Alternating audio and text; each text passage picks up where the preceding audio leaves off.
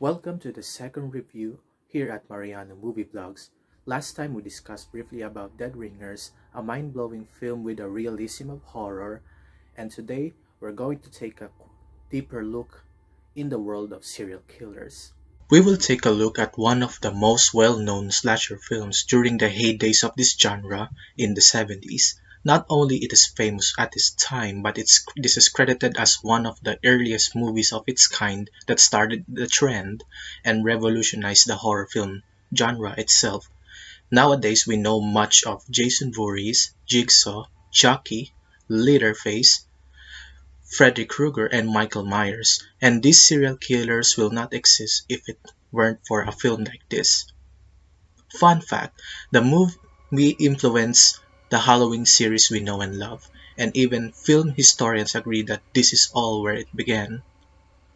That is why for the first time I saw this, I could tell on the title that it has a connection and it was very mind-blowing on my part. Personally, on my whole life watching a slasher movie and horror films before, there's only one film that I know that takes place on a holiday, and you guess it, it's Halloween. It's really unique for filmmakers to create such a movie that takes place on a holiday, which means that they give us some memorable movie villains that if it's Halloween we think of Michael Myers, and if it's Christmas we think of this movie. It's somewhat something like that. It's very unique. Black Christmas is a Canadian slasher film released in 1974, roughly 4 years before Halloween gets released. Directed by Bob Clark and stars Olivia Hussey, Keir Dullea, Margot Kidder, John Saxon, Andrea Martin, Marianne Waldman, and Lynn Griffin. The story centers on a group of college students celebrating Christmas. All are happy and going well until a bizarre phone call from an unknown caller interrupts their party. Taking it as a hoax, they continue to spend the holiday normally until one of them goes missing and a series of killings are reported throughout the neighborhood. They realize that they are now being stalked by someone in the shadows, waiting for them to get caught in his traps. Will they be able to celebrate the Christmas season the same again? The strength of this movie is its pacing and delivering tensions to its audience, especially how the killer is portrayed here. And of course, as expected from a slasher film, be prepared to see brutal execution of killings of the characters. And also it contains strong languages, so this movie is not for your family, especially if you have children, and you consider this movie to be watched by yourself again, just like the last time. Speaking of the story, it was pretty well executed as it encourages its audience to guess what is happening and who is the villain all along. And according to professional movie critics, there were a lot of plot twists going on here as I mentioned before, and they even say that the protagonist was a stronger woman than the other flash slasher films released before it and some nowadays. And the special effects for its time was really practical, and the execution of the killer during his killing sprees are really well detailed, and it really feels real than most slasher movies these days that uses fake blood or GCI. But it doesn't mean that they are using real blood here, but it's still a fake blood, but it kind of looks like a real blood.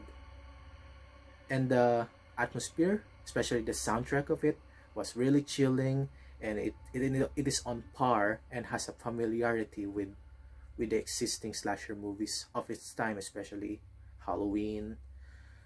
It's basically the genesis of this type of atmospheres. Even though the film is encouraging its audience to get scared by its sound effects and chilling atmosphere, there is still a blend of humor and comedy involved in this one, especially the 70s dark jokes or humors.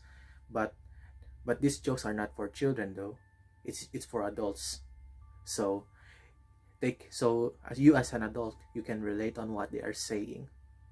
But if you have a friend that is a fan of this genre and horror movie, it is really a worth watching it and to be discussed it with him or her, because there's a lot of stuff going on here as well, and has a lot of plot twist by the time of the climax up to the end. The only unfortunate thing for this film is its movie villain was underrated and was considered unforgettable, unlike Michael Myers and Jason Voorhees, who will going to debut after some years after this movie's release, because just like what I said before, this influenced most slasher films nowadays. But it doesn't mean that the killer is bad or not well executed, but it's kind of realistic than Jason and Michael Myers combined, because both of them have supernatural powers, have teleportation, and this is coming from an insane person, a crazy person that is stalking you from the shadows. It's still the realistic. Has the feel the realistic of it. That's like most of the earliest slasher movie, and this one is among one of them. So that's the most scariest part that is trying to deliver on its audience, the realism that you cannot trust anybody or strangers, especially the unknown calls that you receive. It's like that on how it is portrayed. Just like I mentioned before, how the story was well delivered, and it encourages the audience to pay attention to what is happening. So because our main question is, who is the killer?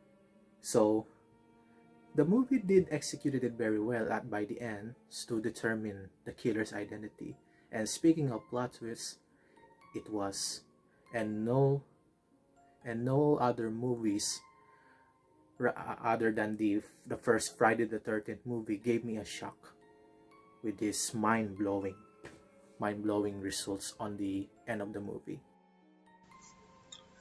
Overall, I'll give the movie a 4 out of 5.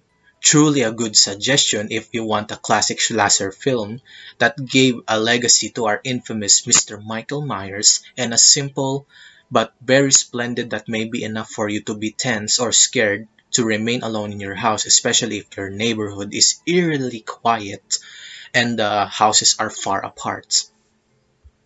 And that's pretty much it. And man, I feel nostalgic as this reminds me of the childhood days where I watch a movie. And yes, I watched slasher movies when I was a teenager, even though I'm not in the legal age at that time.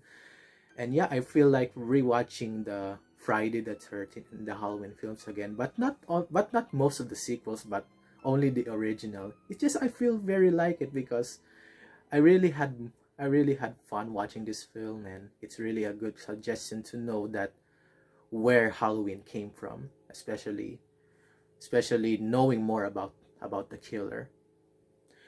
There are few facts and theories that surrounds this Black Christmas film, unlike the most slasher movies nowadays. So on our next video, it will be a short analysis, expected to be just little facts and so forth. Anyways, thank you for watching. Leave a like, hit that subscribe button, and don't forget to turn on your notification bell and follow me on Facebook. Once again, this is Harps from Mariano Movie Vlogs, and I will see you in the next video.